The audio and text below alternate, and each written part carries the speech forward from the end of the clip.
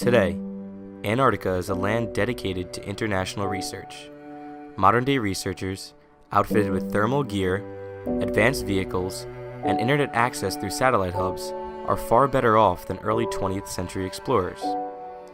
However, it is due to those early pioneers that Antarctic exploration has progressed immensely from its meager beginnings. One of the real impressions that I got flying in and then also hiking around was that you could just tell that nobody had ever been there before, or not many people. You know, you can just see, you get the real feeling of it's untouched Earth. Sir Ernest Henry Shackleton was a preeminent polar explorer during the early 1900s, which is known as the heroic age of Antarctic exploration. The multiple expeditions he embarked on for Britain to the South Pole helped unravel the mysteries surrounding Antarctica. Shackleton's continual exploration of Antarctica, despite his recurring encounters with failure in extreme conditions, paved the way for future exchanges of scientific ideas and leadership style. Shackleton's passion for adventure and talent as a sailor allowed his career to quickly advance. In 1901, he began his first expedition to Antarctica while serving on Robert Falcon Scott's ship, the Discovery. The objective of this first trip was to reach the South Pole, and although the men failed, the trip later inspired Shackleton to lead his own polar expedition. On the 1st of January 1908, Shackleton, now captain of the ship called Nimrod, once again attempted to reach the South Pole. However, heavy ice blockades greatly slowed his journey, and once again, Shackleton was unable to reach his final destination. While the official goals of both voyages were not achieved, the journeys themselves truly were accomplishments.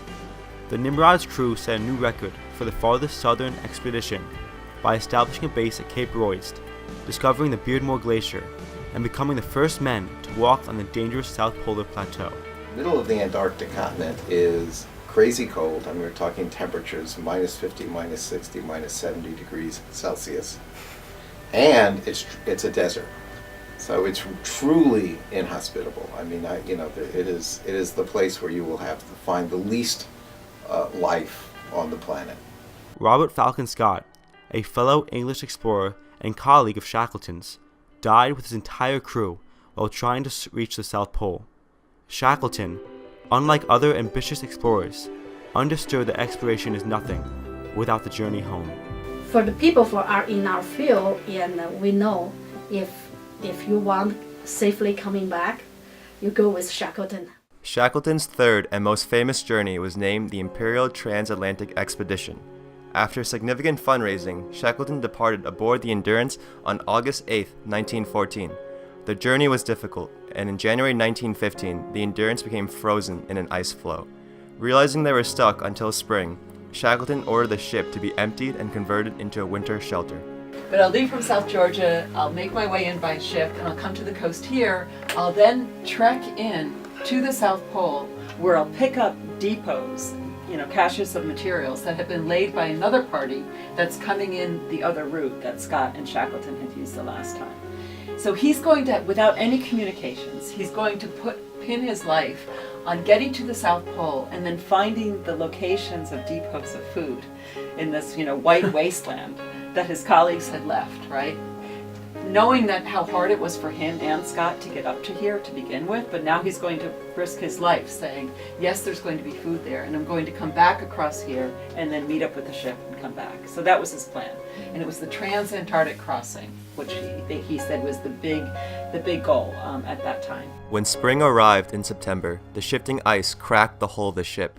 Water began to pour in, and the Endurance sank. While the men scrambled to get all the supplies off, Shackleton surprisingly insisted that they rescue the banjo. He was ever optimistic and helped the crew keep their spirits high by organizing soccer.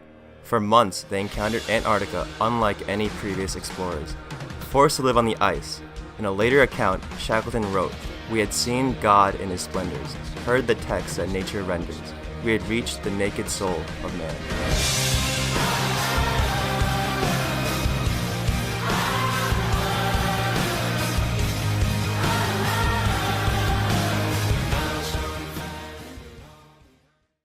Inevitably, the food began to run low.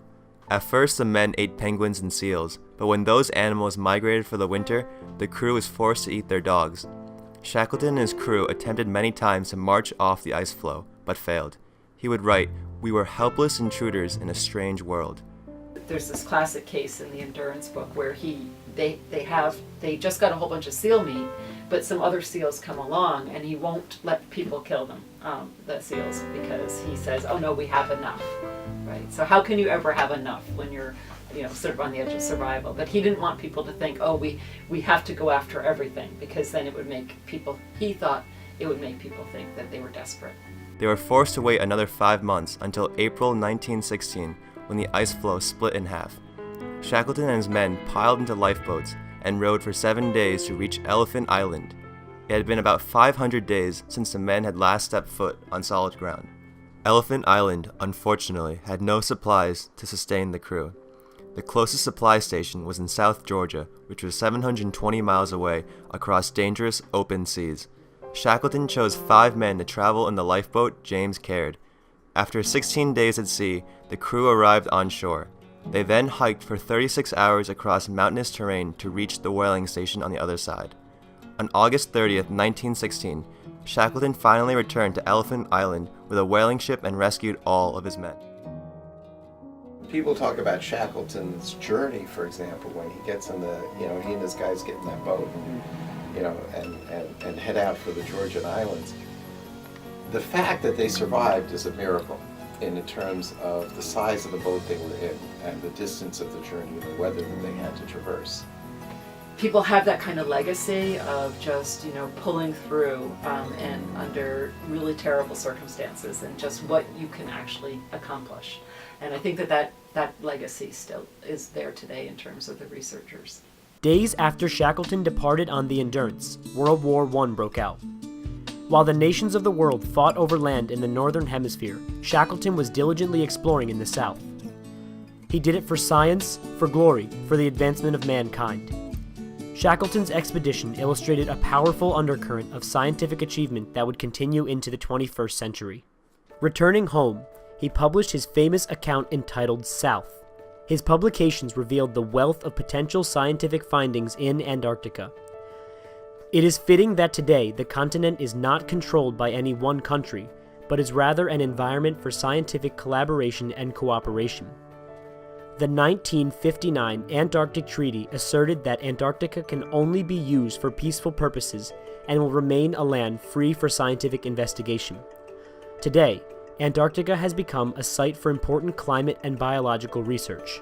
I can't tell you how many countries have stations down there, but it's really an international zone, and many countries do have stations all over Antarctica. 100 of flags from all over the country were hanging in our dining hall on the ship.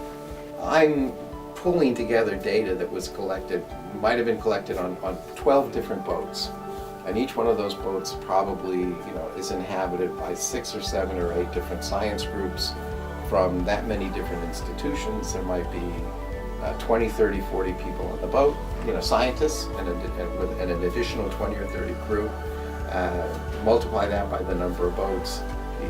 This is a lot of people have contributed to this work before it actually even gets to be data. It was incredible, just looking at the water and the icebergs floating by. It's just, you never got too much of that, and I would love to go back down there someday in any capacity that I can. In 1921, during his 4th expedition aboard the Quest, Shackleton died of a heart attack while at sea. However, his zeal was unmatched, and he has been an inspiration for generations to follow. His actions have led to an exchange in leadership style and are emulated by leaders today. Many leadership training programs, including those at Harvard Business School, use Shackleton's quest as a guide for handling crisis situations. Shackleton was only the tip of the iceberg. There is a vastness yet to uncover. There are ideas yet to exchange, environments yet to encounter, and findings yet to explore. But true to Shackleton's spirit, no one will ever stop. After all, in his words, difficulties are just things to overcome.